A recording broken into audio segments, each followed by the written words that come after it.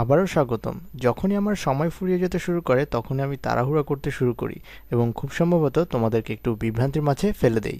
তোমাদের বোঝার সুবিধার জন্য আমি পূর্বের ভিডিওর প্রশ্নটি আবার করছি। প্রশ্নটি হচ্ছে, ধরা যাক একটি কয়েন দুবার নিক্ষেপ করা হলো, এখন এখানে দুবারই হেড পাওয়ার সম্ভাবনা কত? এখন আমরা আগে থেকেই জানি যে এখানে প্রথমবার হেড পাওয়ার সম্ভাবনা হলো হাফ বা 1/2, আর প্রথমবার টেইলস পাওয়ার সম্ভাবনা হলো হাফ বা 1/2। এখানে টেইলস এবং হেড পাওয়ার সম্ভাবনা দুটিরই হাফ। আমি আবারও পয়সাটি ছুঁড়ে মারব এবং আমরা যদি বিশ্বকে দুটি মাত্রায় বিভক্ত করে নেই, তাহলে একটি মাত্রায় আমরা হাফ বা 1/2 সম্ভাবনা হেডস পাবো এবং আরেকটি মাত্রায় আবারও একটি পয়সা ছুঁড়ে মারব। আমি জানি হেডস পাওয়ার অর্ধেক সম্ভাবনা রয়েছে, এটি দ্বিতীয় নিক্ষেপ ছিল, এবং হাফ সম্ভাবনা রয়েছে টেইলস পাওয়ার। আমি জানি এই অপর বিশ্বটিতে আমি একে দেখাচ্ছি পরবর্তী অঙ্কের জন্য। আমি জানি হেডসের সম্ভাবনা হাফ বা 1/2, আর এটা দ্বিতীয় নিক্ষেপের জন্য প্রযোজ্য। তোমাদেরকে অবগত করার উদ্দেশ্যে বলছি, এটাকে একটি সম্ভাবনা ট্রি বলা হয়। সাধারণত এটা খুব বড় সংখ্যা না নেওয়া হলে খুবই কার্যকর হয়। তুমি যদি 100টি পরীক্ষা না করো বা ঘটনাটি অত্যন্ত জটিল না হয় বা একটি পরীক্ষায় 50টি ভিন্ন ঘটনা না ঘটে, তাহলে এই ট্রিটি ব্যবহার করতে কোনো সমস্যা নেই। এই পরিস্থিতিতে ধরা যাক দুটি ব্রাঞ্চ প্রত্যেক পর্ব থেকে বের হয়ে এসেছে, অতএব একটি পরীক্ষা থেকে খুব বেশি সংখ্যক ঘটনা ঘটবে না, আর আমরা অতবার প্রচেষ্টা করছি না, তাই কোনো সমস্যাও হবে না। এ ধরনের পরিস্থিতিতে সম্ভাবনা ট্রিটি খুবই ভালো কাজ করে। তথ্যগুলো নিয়ে কোনো সমস্যায় পড়তে হয় না। আমি দেখাবো আমি কয়েকটি জটিল সমস্যার সমাধান করব সম্ভাবনা ট্রি এর সাহায্যে। এই অংশটি হলুদ রং দিয়ে গোল করার পেছনে কোনোই বিশেষ কারণ নেই। এখানে এই অংশটি ছিল প্রথম প্রচেষ্টা, আর এইখানকার এই অংশটুকু ছিল দ্বিতীয় প্রচেষ্টা। এখন আমি জানতে চাচ্ছি এই এত দূর আসার সম্ভাবনা কতটুকু, কারণ আমরা প্রথম প্রচেষ্টাতে হেড পেয়েছিলাম এবং এর পরেরটিতেও। আমরা জানি ওখানে যাবার হাফ সম্ভাবনা ছিল এবং সেটা নিয়ে আমরা সতর্ক ছিলাম। হাফ বারে আমরা এখানে পৌঁছেছি এবং হাফ বার ওখানে, অতএব ওখানে যাবার সম্ভাবনা হাফ গুণ হাফ, যেটার ফল 1/4। এই বিষয়টি নিয়ে চিন্তা করার বিকল্প মাধ্যম হলো একটি ঘটনা ধরে নেওয়া। একটি ঘটনায় আমরা পাচ্ছি হেডস হেডস, এর পরের ক্ষেত্রে এই ঘটনাটি হলো হেডস টেইলস ঘটনা, এর পরের ঘটনাটি হলো টেইলস হেডস, এবং এর পরের ঘটনাটি হলো টেইলস এবং টেইলস, এবং এইখানে এই সকল ঘটনা ঘটার সম্ভাবনা সমান। একটি আরেকটি থেকে ঘটার সম্ভাবনা কেন বেশি না, এর পেছনে কোনো কারণ নেই। অতএব এখানে আমাদের কাছে 4টি সমান সম্ভাব্য ঘটনা রয়েছে, আর 4টির মোট গুণফল হলো 4। এ সকল সম্ভাব্য ঘটনাগুলির মধ্যে কোনটি আমাদের আসল ঘটনা? উত্তর হলো হেডস হেডস। অতএব এখানে আমাদের সম্ভাবনা হলো 1/4 বা 1/4। তো ওটা বিকল্প উপায়টি ছিল। এখন আরেকটি উপায় হলো পয়সাটিকে 100 বার নিক্ষেপ করা, এবং তা করলে আমরা প্রথম প্রচেষ্টায় 50 বার হেডস পাবো। আমি আবার বলছি 50 বার হেডস পাবো। ফলে 100 বারের মধ্যে 25 বার আমরা হেডস হেডস পাবো।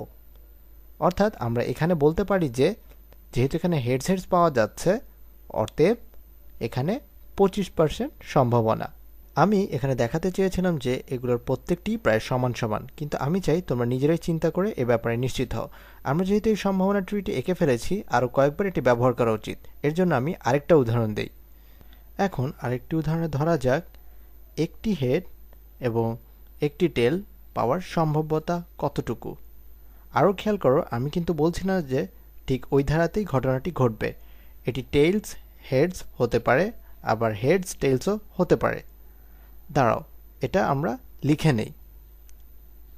এক্ষেত্রে এটা হলো টেইলস হেডসের সম্ভাব্যতা যোগ হেডস টেইলসের সম্ভাব্যতার যোগফলের সমান। কিংবা আমরা এটাকে এইভাবে লিখতে পারি, এবং এখানে সেট পদ্ধতির চিহ্ন ব্যবহার করা হয়েছে। এখানে হেডস টেইলস বা ইউ আকৃতির চিহ্নটি পাওয়ার সম্ভাব্যতা রয়েছে। এখানে ইউ মানে হচ্ছে অর বা অথবা হিসাবে কাজ করবে।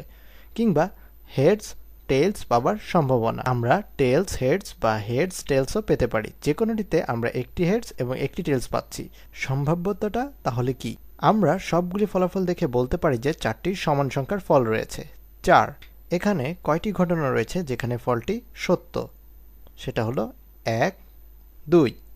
তাহলে এখানে 1/4 সম্ভাব্যতা রয়েছে যেখানে আমরা পয়সাটি নিক্ষেপের পর অন্তত একটি হেড ও একটি টেলস পাবো।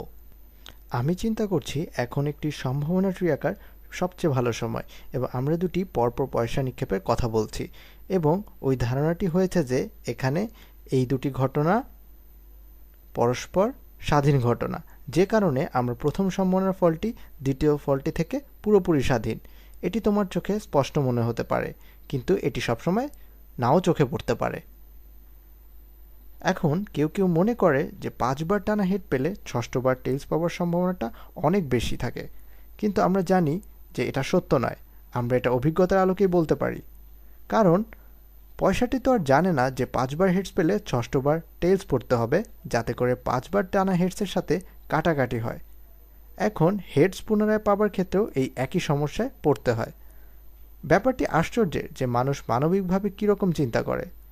অনেকগুলো হেডস পেলে পরেরটি টেলস হবেই, কিন্তু এই ক্ষেত্রে টেলস পাবার সম্ভাব্যতা তো আর বাড়ে না। যদিও দেখা যায় যে তুমি বারবার টস করতে থাকলে টেলস পাবার সম্ভাব্যতাটা একটু হলেও বেড়ে যায়। এই বিষয়টি আমরা কিছুক্ষণের মধ্যেই দেখতে পাব।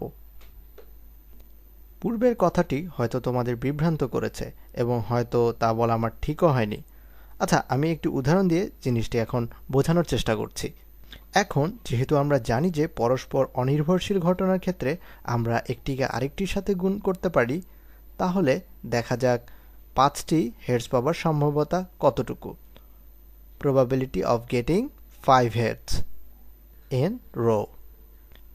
এখন প্রথমবার হেডস পাওয়ার সম্ভাবনা হাফ, তারপরের বার হেডস পাওয়ার সম্ভাব্যতা হাফ, তারপরের বারও হাফ, অর্থাৎ হাফ গুণন হাফ গুণন হাফ গুণন হাফ গুণন হাফ, অথবা হাফ টু দি পাওয়ার 5, অথবা 1/32 বা 1/32, এবং এটাই হচ্ছে 5 বার হেডস পাবার সম্ভাব্যতা। এখন আমরা একটা পরিস্থিতির কথা চিন্তা করতেই পারি যেখানে আমরা একটি পয়সা 7 বার নিক্ষেপ করব, কিন্তু সেখানে একবারও হেডস না পাওয়ার সম্ভাব্যতা কতটুকু। অর্থাৎ আউট অফ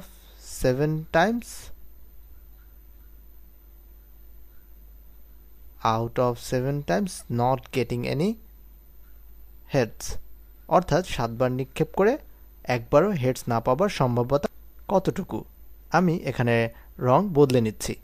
আমি জানি এটা এখন তোমাদের কাছে আরও বিভ্রান্তকর মনে হতে পারে, কিন্তু একটু চিন্তা করলে ব্যাপারটা পরিষ্কার হয়ে যাবে। টানা 7 বার হেডস না পেতে হলে আমাদেরকে কি করতে হবে?